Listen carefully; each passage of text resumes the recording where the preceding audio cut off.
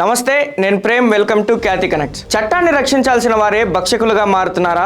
నేరాలను అదుపు చేయాల్సిన కాకీలే నేరస్తుల తరహాలో ఆలోచిస్తున్నారా? విజయవాడ కృష్ణలంక వేదికగా వెలుగులోకి వచ్చిన రౌడీ షీటర్ గాదే సాయి కృష్ణ అదృశ్యం కేసు ఇప్పుడు రాష్ట్ర వ్యాప్తంగా సంచలనంగా మారింది. అసలు సాయి కృష్ణ అదృశ్యమయ్యాడా లేక పోలీసుల చేతుల్లోనే ప్రాణాలు కోల్పోయాడా?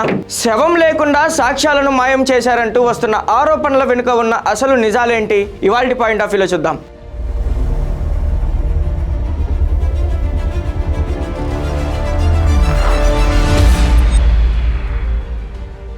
కృష్ణలంకకు చెందిన రౌడీ షీటర్ గాదే సాయి కృష్ణ గత కొన్ని రోజులుగా కనిపించకుండా పోయాడు. పలు పాత కేసుల్లో నిందితుడిగా ఉన్న సాయి కృష్ణ ప్రాణభయంతో ప్రకాశం జిల్లా మార్కాపురంలో తలదాచుకున్నాడనే సమాచారం పోలీసులకు అందింది. దీంతో మే 19న కృష్ణలంక పోలీసులు మార్కాపురం వెళ్లి సాయి కృష్ణను అదుపులోకి తీసుకున్నారని అతని కుటుంబ సభ్యులు గట్టిగా ఆరోపిస్తున్నారు. పోలీసులు తీసుకెళ్లిన రోజు నుంచే సాయి కృష్ణ ఆచూకీ లేకుండా పోయిందని కుటుంబ సభ్యులు చేస్తున్న ఆరోపణ. పోలీస్ స్టేషన్ల చుట్టూ తిరిగిన అధికారులు ఎవ్వరూ సరైన సమాధానం చెప్పకపోవడంతో కుటుంబ సభ్యులు చివరకు ఆంధ్రప్రదేశ్ హైకోర్టును ఆశ్రయించారు. హెబియస్ కార్పస్ పిటిషన్ దాఖలు చేయడంతో ఈ కేసుపై విచారణ జరిపిన హైకోర్టు అత్యంత తీవ్రంగా స్పందించింది. ఈ నెల 29లోగా గాదే సాయి కృష్ణను తన ముందు హాజరుపరచాలని విజయవాడ పోలీసులకు డెడ్ లైన్ విధించింది. అసలు సాయి కృష్ణను పోలీసులు ఎందుకు వెతుక్కుంటూ వెళ్లారు? అతనిపై ఉన్న పాత కేసులు ఏంటి? కృష్ణలంక పోలీస్ స్టేషన్ పరిధిలో సాయి కృష్ణపై రౌడీ షీటర్ ఉంది. గతంలో జరిగిన కొన్ని ఘర్షణలు, భూ వివాదాలతో పాటు సెటిల్మెంట్లలో అతని ప్రమేయం ఉన్నట్లు పోలీసుల ట్రాక్ రికార్డులు చెబుతున్నాయి. పాత కేసుల విచారణ పేరుతోనే కృష్ణలంక సిఐ నాగరాజు బృందం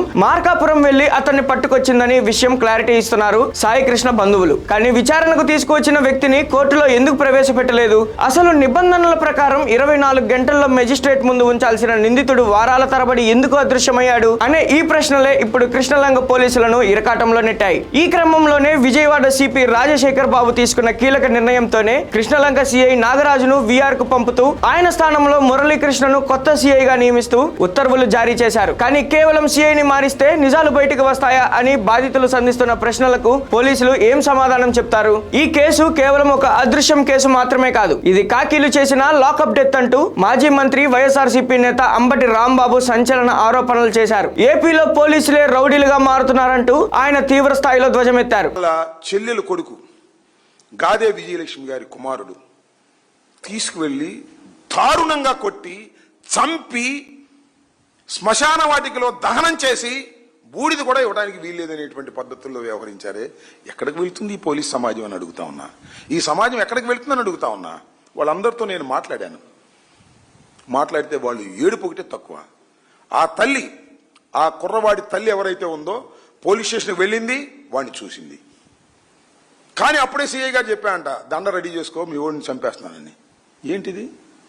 పోలీసులు రౌడీలు కదా? ఇక్కడ యాంటీ సోషల్ ఎలిమెంట్స్ పోలీసులు కదా? అదేమంటే వాడు మర్డర్ కేసులో ముద్దాయి, అదేమంటే వాడు యాంటీ సోషల్ ఎలిమెంట్ అంటారా మీరు? చంపేసి ఇది దారుణం కదా?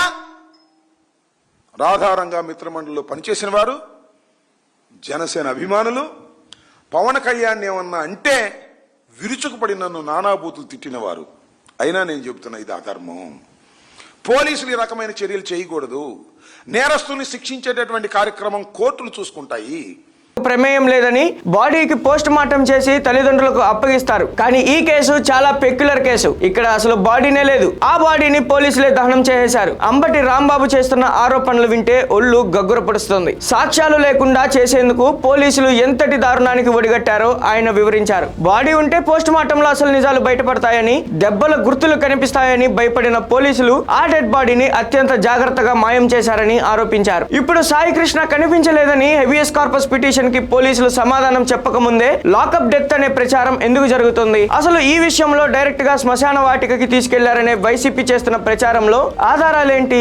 నిజంగానే అలా చేయాల్సిన అవసరం పోలీసులకు వచ్చి ఉంటుందా? కృష్ణలంక పోలీస్ స్టేషన్ లో సీసీ కెమెరాలు లేవా? అసలు సాయి కృష్ణను తీసుకొచ్చిన మార్గంలో పోలీసులతో ఉన్న సీసీ ఫుటేజ్ సాక్ష్యంగా ఉండదా? అంత పెద్ద నగరంలో సీసీ కెమెరాలకు ముసిగేసి సాయి కృష్ణను శ్మశానానికి తరలించారా? ఈ ప్రశ్నలకు మాత్రం పోలీసులు కూడా సమాధానం చెప్పడం లేదు. మరి పోలీసుల మౌనంగా ఉండటం పట్ల వైసీపీ వైసీపీ చేస్తున్న ఆరోపణలు నిజమని నమ్మాల్సిన పరిస్థితి కూడా ఏర్పడింది. వైసీపీ నాయకులు మాత్రం చూసినట్లే పోలీసులు ఆ డెడ్ బాడీని అతి జాగ్రత్తగా తీసుకువెళ్లారని ఆరోపిస్తున్నారు. ఎలా తీసుకెళ్లారో తెలుసా అంటూ స్టోరీ స్క్రీన్ ప్లే చేస్తున్నారు. అది కూడా అర్ధరాత్రి సమయంలో ఒక 2-వీలర్ మీద ముందు ఒక కానిస్టేబుల్ బైక్ నడుపుతుంటే వెనుక మరో కానిస్టేబుల్ కూర్చున్నాడని అంబటి ఆరోపిస్తున్నారు. ఆ ఇద్దరు కానిస్టేబుళ్ల మధ్యలో ఈ శవాన్ని కూర్చోబెట్టుకొని కృష్ణలంక శ్మశాన వాటికకు తీసుకువెళ్లుంటారని చెప్పుకొస్తున్నారు. అక్కడ అర్ధరాత్రి పూట ఎవరికి తెలియకుండా శుభ్రంగా దహనం చేసి బూడిద చేసేశారంటున్నారు. మరోవైపు ఇవన్నీ చూసినట్లే చెప్తున్న అంబటిని కాపాడే ప్రయత్నం చేయకుండా ఎందుకు ప్రేక్షక పాత్ర వహించాల్సి వచ్చిందని ట్రోల్స్ చేస్తున్నారు.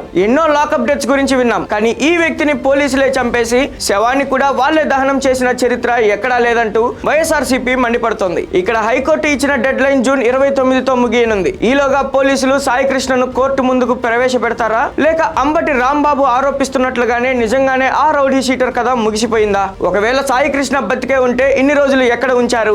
ఒకవేళ చనిపోతే ఆ అర్ధరాత్రి బైక్ పై తీసుకెళ్లి దహనం చేసిన శవం ఎవరిది? ఈ ప్రశ్నలన్నిటికీ సమాధానం దొరకాలంటే జూన్ 29 వరకు ఆగాల్సిందే. చట్టాన్ని కాపాడాల్సిన వారే చట్టాన్ని చేతుల్లోకి తీసుకుంటే సామాన్యుడికి దిక్కెవరనే ప్రశ్నలు వస్తున్నాయి. పోలీసులు పూర్తి ఆధారాలతో న్యాయస్థానం ముందుకు వచ్చే వరకు ఎదురు చూడాలి. మరి thank you for watching Khyati connects.